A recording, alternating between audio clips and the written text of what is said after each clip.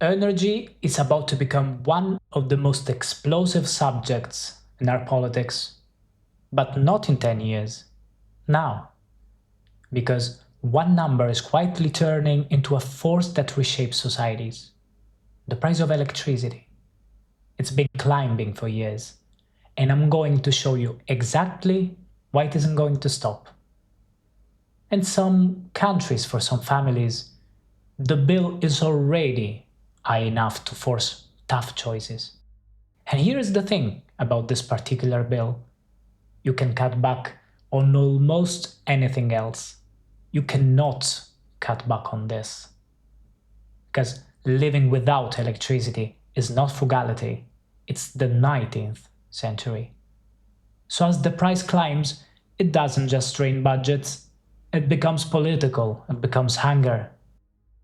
This is a huge subject, and on this channel we will take it apart, piece by piece. But today, one question. Why does your electricity bill keep going up? By the end, you will see the machine underneath it. And once you see it, you won't be able to look at an energy headline the same way again. Let's start with the thing almost every explanation skips. Electricity is not a commodity like any other, and the first reason is almost absurd once you say it out loud. You cannot store it, not at the scale that matters. And yes, batteries exist, and they are getting cheaper, fast. But storing enough to run a country for days is still industrially impossible today. Let me give you the scale because it's staggering. In 2024, the entire world produced roughly 1,500 gigawatt hours of batteries. Every kind, for phones, laptops, electric cars, everything. Of all of that, only about 400 gigawatt hours went into power grids. Now, take that number, every grid battery the planet built in a year, and give it all to a single country, let's say Germany. Well, Germany consumes about 1,260 gigawatt hours of electricity every day. So, the entire world's annual grid battery output given to one country would keep its light on for about 8 hours, and then it's empty. That's the wall we are up against, and it has one hard consequence. Supply and demand have to match every second all day. You can push a little surplus across a border. Sometimes you even pay a neighbor to take it. But past that, the physics bites. And a grid running on a rising share of weather-dependent power is much harder to keep in balance, and fragile in a brand new way. Take for example what happened in Spain on the 28th of April 2025. In about 5 seconds, the grids of Spain and Portugal lost 15 gigawatts of generation and collapsed completely. Nearly 60 million people were left in the dark for most of a day. And notice what the final report did not say. It didn't blame clean energy. It blamed the sudden disappearance of something most people have never heard of: mechanical weight. Traditional nuclear, coal or gas plants boil water to create high-pressure steam. That violent steam forces colossal steel turbines, heavy as commercial airplanes, to spin thousands of times a minute. When a shock hits the grid, all that spinning metal cannot stop instantly. They are so heavy. By sheer momentum, they keep turning for just 4 or 5 seconds. It seems like nothing, but those few seconds work like a parachute.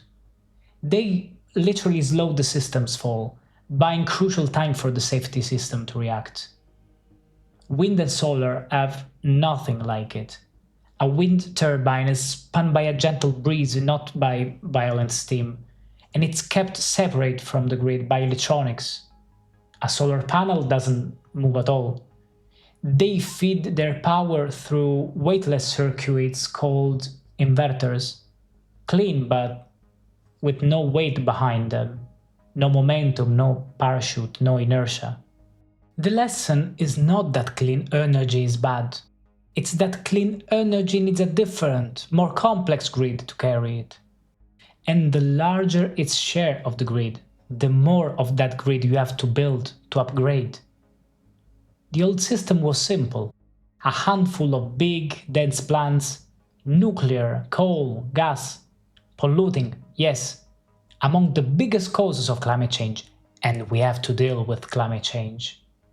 But sitting close to the cities they fed, with short, straight lines carrying the power to your home. The new one is the opposite. Thousands of wind and solar sites scattered across the whole country, pushing power in fits and starts as the weather turns. To run that, you need thousands of kilometers of new high voltage line and digital substations, sensors reading the grid in real time, a smart meter in every home, an entire nervous system the old grid never needed. And here's the quiet part. You pay for all of it, not the producer, you.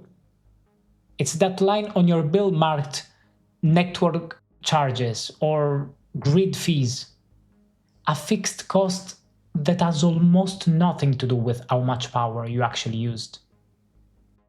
And if you live in the United States, this trap has an extra flaw. There, the company that owns your local grid is a legal monopoly, and it's allowed to pass the cost of rebuilding that grid straight into your bill, plus a guaranteed profit on every dollar it spends, of course. Listen to that again. The more it spends on that infrastructure, the more is legally authorized to earn. Hand a private monopoly a blank check to rebuild a system and promise its profits will rise with its spending, then act surprised when it doesn't spend that money in your interest. We've already seen where it leads. California, 2018. A transmission line the utility hadn't properly maintained threw a single spark, and it became the campfire. The town of Paradise was wiped off the map. 85 people died. Or Texas, on February 2021. Private operators had decided not to spend the money to weatherproof their plants, to winterize them. Then the freeze came, and the plants failed. The grid came within minutes of a total collapse that would have taken weeks to recover from. So they cut power to millions to save it. Hundreds of people froze to death in their homes. You are paying record prices to private monopolies for a grid that's becoming more fragile, not less. So that's the physical layer, and who pays for it? Now the market, because the way the price of electricity is actually set is stranger than almost anyone outside the industry realizes, and it's where a huge chunk of the money hides. You don't buy directly from producers, but there is something called the wholesale market, a kind of stock exchange where the big producers sell power to the utilities, and whatever happens there ends up on your bill. Here is how it works. Every hour, the grid ranks its power plants from cheapest to run to most expensive, and switches them on in that order until demand is met. So it starts at the bottom with solar and wind, climbs up through nuclear, and then coal and finally gas. But even gas has two levels. First, the massive, efficient plants that run for hours, and at the very top, the gas peaker plants. Smaller, less efficient turbines built to fire up in minutes when demand spikes. Keep in mind, this ranking only counts the immediate cost of producing the next unit of electricity. It ignores everything else, the so-called externalities, like the toll fossil fuels take through pollution and the fortune renewables cost by forcing that whole grid rebuild we just saw before. On this market, only the fuel cost counts, which is exactly why it's fought over so bitterly today. In any case, when the sun is up and the wind is blowing, the cheap renewables go first, and life is good apparently. And now it gets wild. Stay with me here because this is very important. Under the rules of this market, the price paid for all the electricity in a given hour is set by the single most expensive plant switched on to meet that demand. So the moment the grid has to reach for that picker gas, which is the most expensive, that gas price becomes the price for everything. For the coal, for the wind, for the solar, that cost almost nothing to make because sun rays and wind have no cost. So you basically pay the gas price for the sunshine. A brief reminder, as all of this already changed the way you see your bill. Don't forget to subscribe then. The rest of this only gets sharper. Now, what about the opposite? What happens when there is too much sun and wind? On the wholesale market, the price regularly crashes below zero nowadays. Producers are paying to offload power, and you would think, finally, my bill drops. Well, it doesn't. And the reason is one of the sharpest tricks in the whole system. Most of those older wind and solar farms don't live or die by the market. They are locked into contracts, guaranteed payouts from the state signed years ago, running for decades. So when the market price falls to zero or below, they still collect their guaranteed rate. And who covers the gap, you wonder? The government does, with public money routed back into your bill through, you bet, fixed fees. Some countries have started to patch this. Germany's recent solar peaks law cut off those payouts during negative price hours. A real fix, but only for new installations. It does nothing about the enormous wall of old contracts already signed, which will keep pulling guaranteed money out of your bill for the next 15 to 20 years. Now, step back, because that whole market we saw before ran on a single number, the cost of fuel. The entire staircase is built at the cost of burning something. So here is a question almost nobody thinks to ask. What happens to the price when the fuel is free? Because that is exactly where the world is heading now. Wind has no fuel. Solar has no fuel. Even nuclear, the fuel is almost nothing next to the cost of building the nuclear plant. Move a system off fossil fuels, and you don't just change what it burns. You change what you're paying for completely. You are changing the full structure. For 100 years, the cost of electricity was the cost of fuel. You paid for what got burned. Oil got cheap, the bill got cheap. Gas spiked, the bill spiked. Direct. In the system we are building now, that link snaps. The fuel is free, but the machine that catches it is enormously expensive to build, is only capex. A wind farm, a solar field, a nuclear reactor, even more. Nearly the whole cost is paid upfront in steel and concrete and borrowed money. Years before it delivers a single kilowatt hour. So what sets your price now?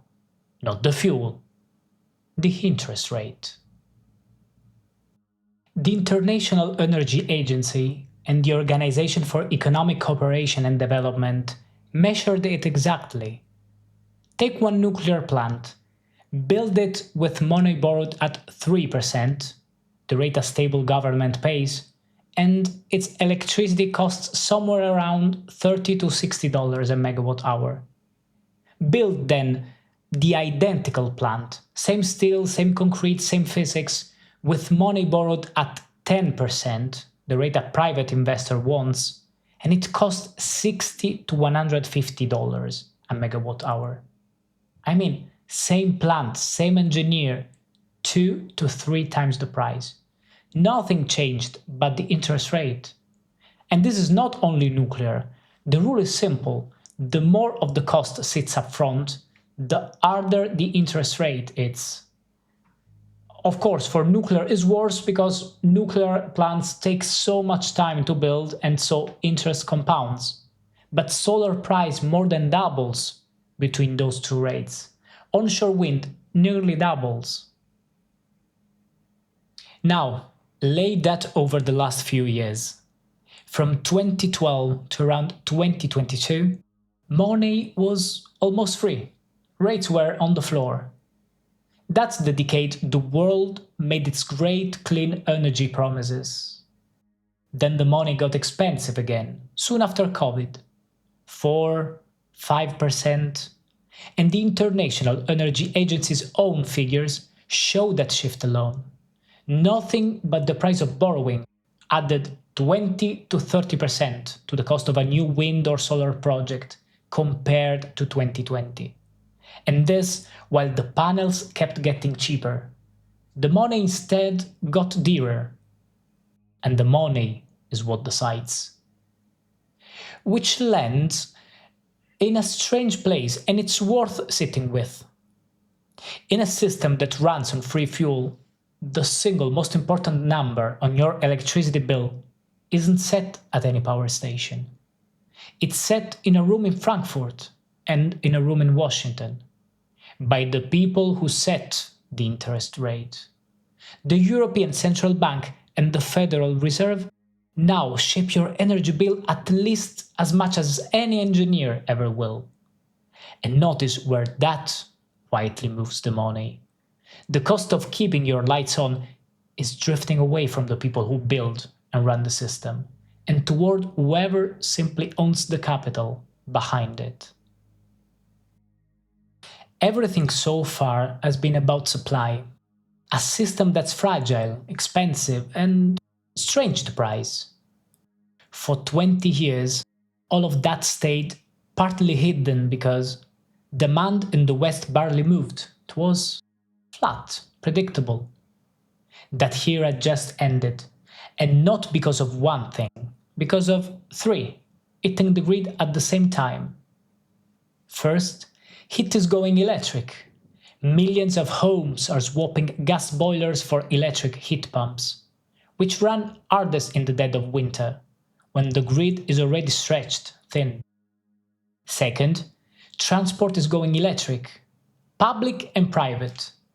A growing fleet of vehicles that need serious power and tend to plug in the early evening, exactly when demand already peaks.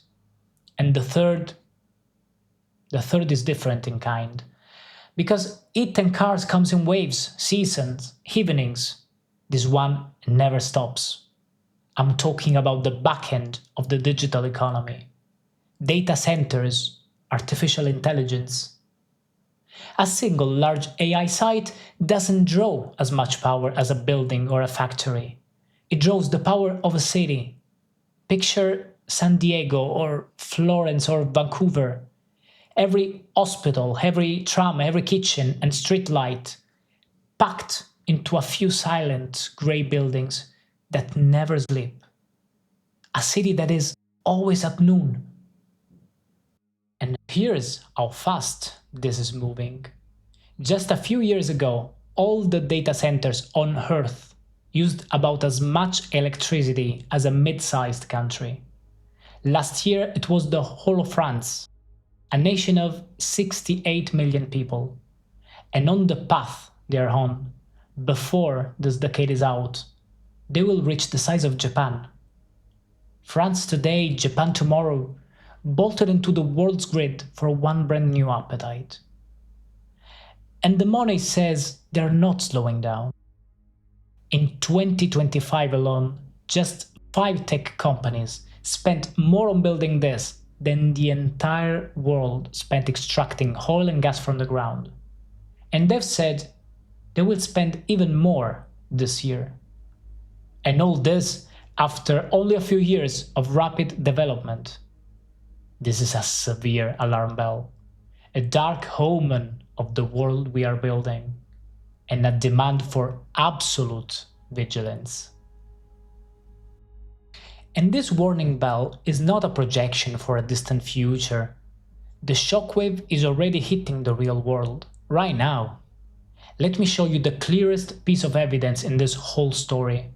It comes from a place called PJM, the largest power grid in the United States, supplying electricity to 67 million people from Chicago to New Jersey.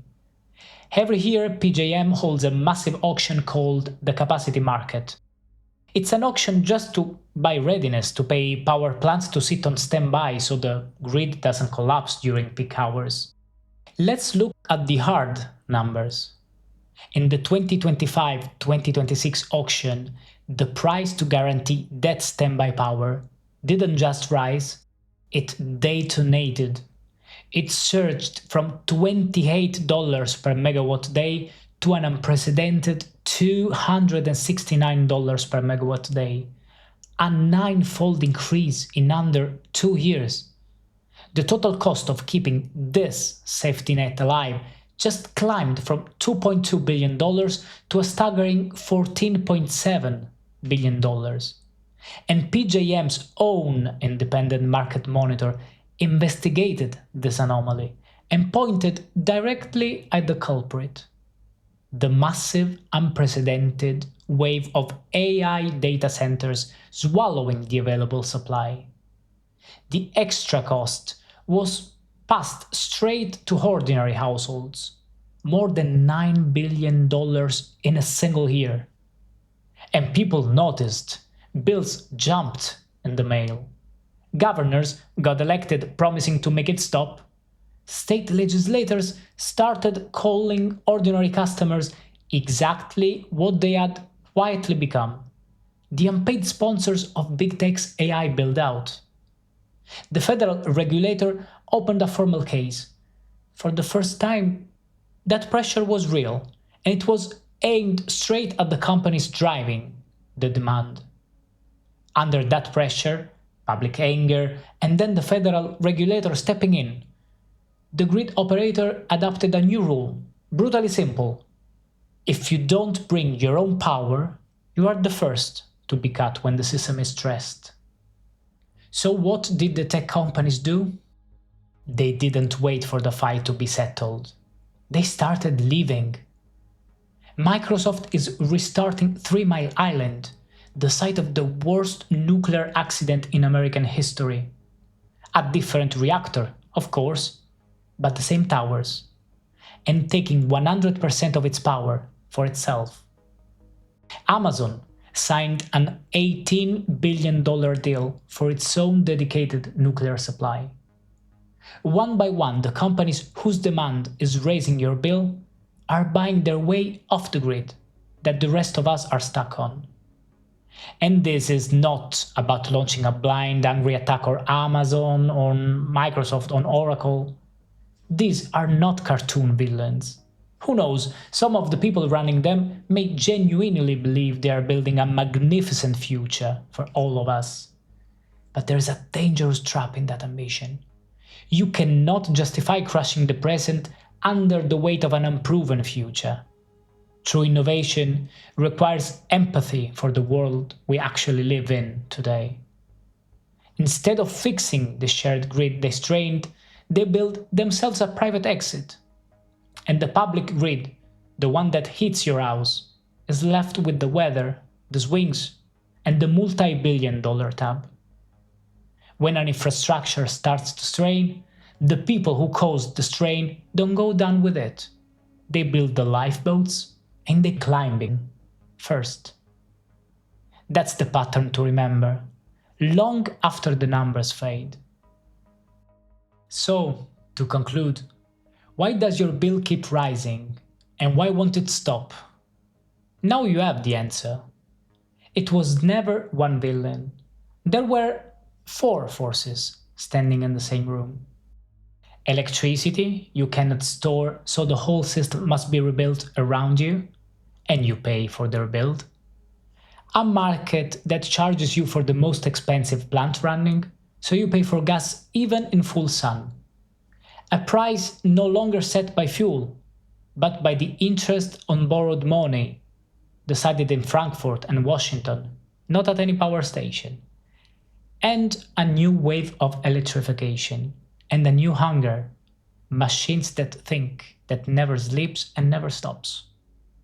Four forces then, different continents, different causes, and still every one of them pushing the cost the same way, toward you. Everything you just saw, the guaranteed returns, the cost flowing uphill to whoever owns the capital, it has a name, all of this, and a very old one. 2 centuries ago, the men who founded modern economics called it the enemy of the wealth of nations.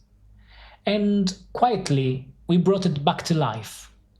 Because in the end, this was never really about electricity. It's about what happens to a civilization when it stops rewarding those who build and starts rewarding those who merely own. That's where we will go in the next video. And if you want to support my efforts, don't forget to subscribe. I'll see you in the next videos. Thank you for watching.